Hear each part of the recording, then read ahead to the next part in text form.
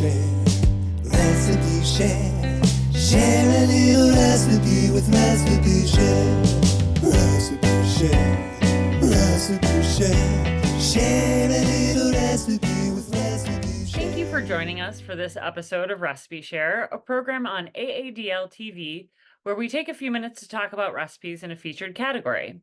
Today's category is small plates. I'm Katie, and as usual, I'm joined by Elizabeth and Beth, who will tell us about their recipes. So, Beth, tell us what you chose today.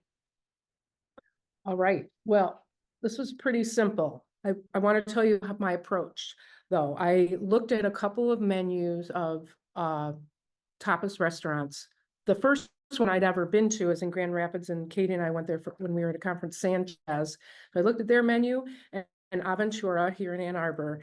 And so I picked some things that I thought would be akin to a small plate item. And that was ajo al horno y pimiento, which is garlic baked garlic and pimento. I got it. I got the recipe. I mean, I just want to see what is the technique that folks think is good to use. So it was from 365 days of baking and more.com. Okay. It's pretty simple. So yeah, the garlic, I was kind of bummed. I was trying to do a whole head and like it said in this website, but to trim off the tips of that, if it was impossible, so it all fell apart. So it didn't matter because it was just cloves of garlic in olive oil in a foil packet. And then the red pepper, I just heated up on the stove, on my gas stove. And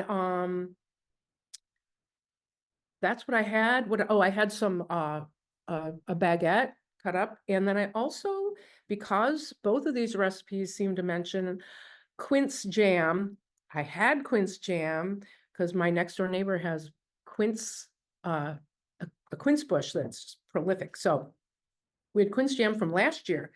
And I have a picture of the little spread on my little plates. It was actually quite tasty with the garlic and the quince jam on bread. I was surprised. I'll, throw some pepper on there. It was good. It was simple, and it was just a nice little afternoon snack before dinner. I guess you call it an appetizer. What do you do with the pepper? So you spread the garlic on and then the jam, and then how do you put the And pepper? then we just put the pepper that were softened.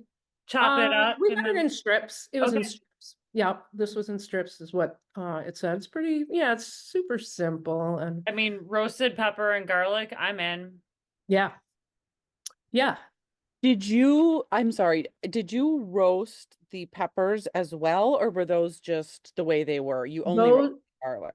I just held it with the tongs Oh, over the fire. you did? And Okay. Yep, and then peeled it, and then so it wasn't like super soft, but it was tender. It wasn't raw. I may be missing something, but since it was vegan, it was pretty simple, and it was just, maybe I threw some veggies on there. You'll see it in the picture, but I had it outside one beautiful fall afternoon. So yeah, that was my small plates. Ajo al horno y pimiento. Yum. Thank you. So Elizabeth, what did you make? So I may have told you this and our viewers, but I'm going to say again, I found out that I'm going to be hosting Thanksgiving this year, which I'm very excited about.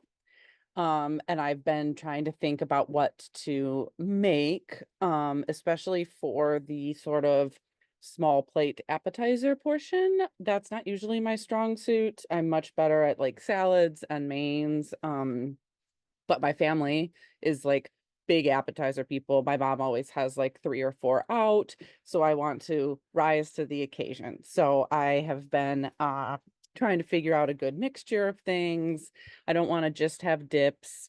I want to have some different options. So I did a practice with one of the things that I thought I might make. for the small plate. And this is from a website called Beautiful Eats and Things. And it's for a prosciutto and basil tart with cranberry vinaigrette. So that is what I went with. And this was good. So it you take a package of thin crust refrigerated pizza dough, which I liked. That was good. I did not want to have to make dough. I struggle with that. And it's super easy. You basically spread the dough out onto a baking sheet. In a small bowl, you whisk together some fresh thyme and half a stick of melted butter. And then you spread that mixture on the pizza dough and sprinkle some goat cheese on top of that. And then you bake the whole thing. Oh, you're supposed to brush the edges of the dough with an egg wash as well, and then bake the whole thing for 12 to 15 minutes until the crust is done, basically. And then while you're doing that, you can make the cranberry vinaigrette, which this is where I wasn't sure what to do because the recipe just said cranberry sauce, apple cider vinegar, olive oil, and salt and pepper. I got confused because I'm like, what cranberry sauce? Like the kind that's in a can that's just like kind of like the like jelly, like that didn't make sense to me. So I got super confused. So for this test run, I didn't do that. I just drizzled balsamic because I couldn't figure it out and I need to research like a different idea. I need to look up some cranberry vinaigrette recipes that make sense to me. And maybe they did mean like whisk together that cranberry juice. I don't know. That seems super sweet to me, but I do want to do the cranberry part for Thanksgiving because yeah. So anyway, so this was a test run. So didn't do that, but then the dough comes out, you top with some fresh with prosciutto and fresh basil, sprinkle a little more goat cheese, and then drizzle on the vinaigrette. And this was so easy, super delicious. You know, you cut it into little squares. Definitely gonna make it for Thanksgiving. I just need to now I need to narrow in on the cranberry vinaigrette part. So if you guys have thoughts on that, I'd love to hear them. I just was like mystified by it and I wanted to see if the whole thing turned out well before I delved into that. So but it was good. But yeah. So they just said use cranberry sauce and what were Said the it, yeah, it said half a cup of cranberry sauce, 2 tablespoons apple cider vinegar, 2 tablespoons olive oil, and then salt and pepper. Yeah, that's not very specific. Usually they indicate like what kind, like do you Yeah, want the whole berry? Do you want the jelly? Like what's yeah. Right. yeah. But what you could do is make like a simple syrup kind of thing with cranberries. Use that Yeah. juice for the vinaigrette. And I was thinking like the sweetness did make sense to me because like you could think of like you think of like a fig balsamic would be good. So Yeah. I was thinking like maybe they do want that sweet component, you know? I don't know. I Especially think since it's you've got the prosciutto and the goat cheese, Right. like the sweet might be good with it. And now that I'm thinking about it, I think if you did whisk like jelly cranberry sauce yeah, up it would. liquid, it would liquefy. Yeah, yeah. Okay, that's what I couldn't figure out. So I'm gonna try it. Okay, you let us know how it turns out because it sounds super interesting. I mean, if that turns out as a vinaigrette, like what a wonderful salad dressing for Thanksgiving. Like, I know, I love that. Right. And Never I even feel heard of it. yeah, I just yeah, I'm excited about it. I just like, you know, when I couldn't figure it out, I was like, well, I'll just make the tart, see if it comes together, and then yeah.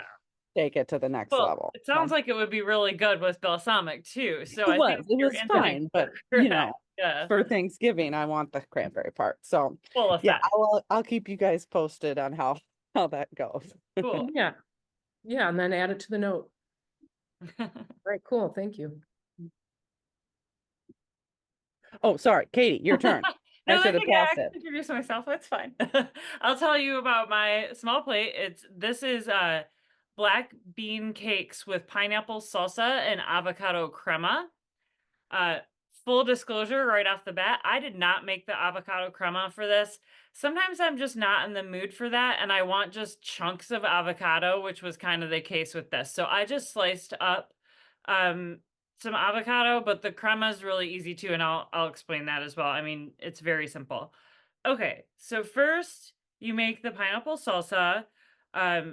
It says to use fresh pineapple, but I didn't want to have, I love fresh pineapple, but I didn't want to use like the whole pineapple for this. So I just bought a small can of the pineapple rounds so that I still could chop it up and it wasn't like already chopped or anything. And that worked great for this.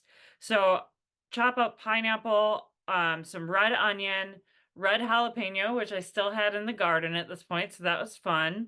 Some cilantro, lime juice, olive oil, and season it with salt and pepper. Mix it all together and set it aside. And then if you did want to make the avocado crema, it's really easy. It's just Greek yogurt, avocado, olive oil, and lime. Put it in a food processor and blend it. Like that's it. But I wanted some chunky avocado with this. But then you heat a large pan over high heat, add some olive oil, you add some white onion, cook that until it's translucent, and then add some garlic, cook that until it's fragrant. Set that aside while you make the filling for your black bean cakes. It says to throw a can of beans in the food processor and pulse until roughly chopped, like chunky refried beans. And then you just put them in a bowl and you're gonna mix in some other stuff. But I didn't want to get out my food processor just for beans when you're gonna be chunky anyway. And I thought I could just use a potato masher. So I did. And yes, that worked just fine. Didn't have to dirty the food processor and loved that. But then you just mix those beans with your onion and garlic that's been cooked, some chopped cilantro, an egg, salt, pepper, cumin, coriander. It calls for chipotle Tabasco sauce. Not a huge fan of chipotle, so I just used regular Tabasco. Stir all of that together, make sure it's well combined, and then you scoop it out into quarter cup portions. Then you heat your skillet on high, you add some more olive oil, and then you mix up a little bit of flour and Cajun seasoning. And then you flour the patties on both sides, add them to your pan, and you cook them for about 3 minutes each side. Be careful when you flip them, but they'll turn out like a little bit brown and golden on each side. I've got a picture served with the pineapple salsa and my avocado, but you maybe use avocado crema. This was really good and it was really easy too. And I've been wanting to make something like this for a while and hadn't got around to it. So it just like really sort of scratched that black bean cake itch I've been having for a while. And yeah, this was great. I would make this for people for sure. That salsa sounds so like refreshing to me right now and so fabulous with the pineapple flavors with the like the spiciness of the fritters. Sounds great. I actually forgot to mention that really was the star of the show for me, was the pineapple salsa was so good. And I am not usually necessarily a fruit salsa kind of person, but there was leftovers after I ate the black bean burgers and I was just eating it with chips and it was delicious. So if nothing else, you should definitely make the salsa. It was so good. That's great. It sounds like a really good, like, weeknight meal even. Oh, You yeah, know? I ate it for lunch. I mean, yeah, I didn't make it for a bunch of people. This was just for me. It was good. Nice. All right. Well, we want to thank you for watching Recipe Share. Be sure to click the link below to look at the event page on aadl.org to find the recipes we talked about and to share your own in the comments. Join us next time when our category will be Extravaganza. We're looking forward to seeing what you've been making, so thanks for sharing. Recipe share, recipe share, share a little recipe with Recipe Share.